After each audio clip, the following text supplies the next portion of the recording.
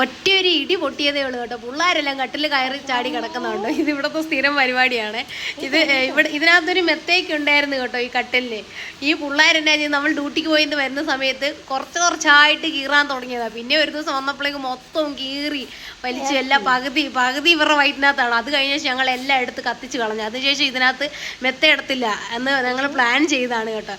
അത് കഴിഞ്ഞിട്ട് നമ്മൾ എന്നാ ചെയ്യുന്നത്, പായ ഇട്ട് കൊടുത്ത് ഇതുപോലെ മേളിൽ ഇങ്ങനെ ബെഡ്ഷീറ്റ് ഇട്ട് കൊടുക്കും കേട്ടോ. പക്ഷെ ഇവളുമാരെ ആടി പാടി നടക്കുന്ന കാരണം പായ ഒരു സൈഡിൽ പോകും, ബെഡ്ഷീറ്റ് ഒരു സൈഡിൽ പോകും കേട്ടോ. അത് ഇനിയിപ്പോൾ പറഞ്ഞിട്ട് കാര്യമില്ല, അത് ഇവിടുത്തെ സ്ഥിരം പരിപാടിയായി കഴിഞ്ഞു. പിന്നെ അതെ ആ പായയുടെ ഒരു മൂലയ്ക്ക് കടിച്ചു വെച്ചേക്കുന്നുണ്ട്. ഇത് ഇവളുമാരാണ്. എന്ത് പരിപാടി ഇതിപ്പോൾ ബെഡ്ഷീറ്റ് എന്ന് പറയുന്നതിൻ്റെ പകുതി ബെഡ്ഷീറ്റ് കാണുകയില്ല കേട്ടോ. ഇങ്ങനെ ഇരുന്ന് അങ്ങ് സന്തോഷം കൊണ്ട് അങ്ങ് കടിച്ച് തിന്നും. അത് കാരണം വേറെ വഴിയില്ലാണ്ടാണ് ഇതൊക്കെ ചെയ്തു കൊടുക്കുന്നത്. ഒരാളിരുന്ന് കരയുന്നുണ്ടോ? അടുത്ത ആൾ വേറെ ഒന്നിനും അല്ല കേട്ടോ ഈ കൊഞ്ചിച്ച് വിളിക്കുന്നത്. ചോറ് കൊടുക്കാൻ വേണ്ടിയിട്ട് ഇവളുമാരുടെ ചോറ് കഴിഞ്ഞു കേട്ടോ. ഞാൻ ചോറ് കഴിക്കാൻ വേണ്ടിയിട്ടുള്ള കാത്തിരിപ്പാണ് ഈ കണ്ടുകൊണ്ടിരിക്കുന്നത്. ഒരാൾ വെയിറ്റ് ചെയ്ത് കാത്തിരിപ്പ്. നമ്മുടെ സോഫയുടെ അവസ്ഥ ഉണ്ടോ, പിന്നാലെ കിടക്കുന്ന കർട്ടൻ്റെ അവസ്ഥ ഉണ്ട്. ഇതെല്ലാം ഇവളുമാരാണ്. ഇവിടെ ഒരു സാധനം വെക്കാൻ വേണ്ടി പറ്റത്തില്ല കേട്ടോ. ഇത് ഡോറിൻ്റെ കർട്ടനായിരുന്നു കേട്ടോ. ഈ കർട്ടൻ്റെ മേളിലൊരു റിങ് ഒക്കെ ഉണ്ടല്ലോ, അത് മൊത്തവും തിന്ന് കഴിഞ്ഞു. അത് കാരണം എന്നാ ചെയ്യുന്ന പറഞ്ഞാൽ പിന്നെ ഇനി യൂസ് ഇല്ല, അവിടെ ഇട്ടേച്ച്. അത് കാരണം എന്നാ ചെയ്യുന്ന പറഞ്ഞാൽ ഇവളുമാർക്ക് ബെഡ്ഷീറ്റ് ആയിട്ട് യൂസ് ചെയ്യും.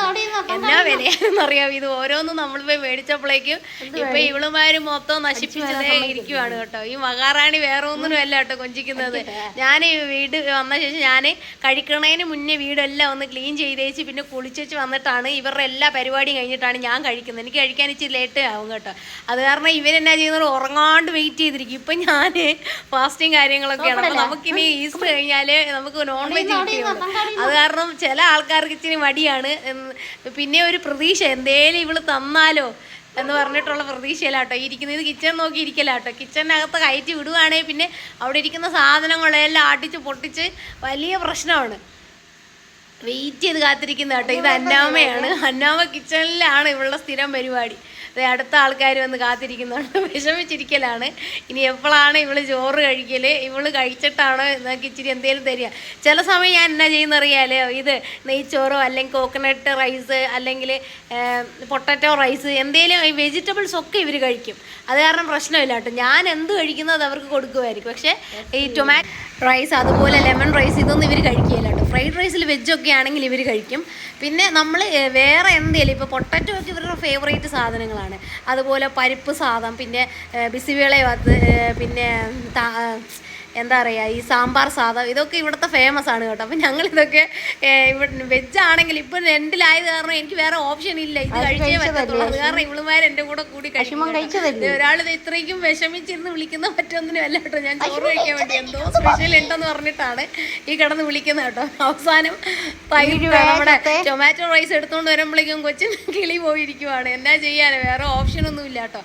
ടൊമാറ്റോ റൈസ് ഇവിടെ കുറച്ച് കഷ്ടമാണ് ഇറങ്ങാൻ വേണ്ടിയിട്ട്. ചില ആൾക്കാർ മാത്രമേ കഴിക്കത്തുള്ളൂ കേട്ടോ. ഇതാണ് എൻ്റെ ടൊമാറ്റോ റൈസ്. പിന്നെ ഇച്ചിരി പിക്കിളുമാണ്.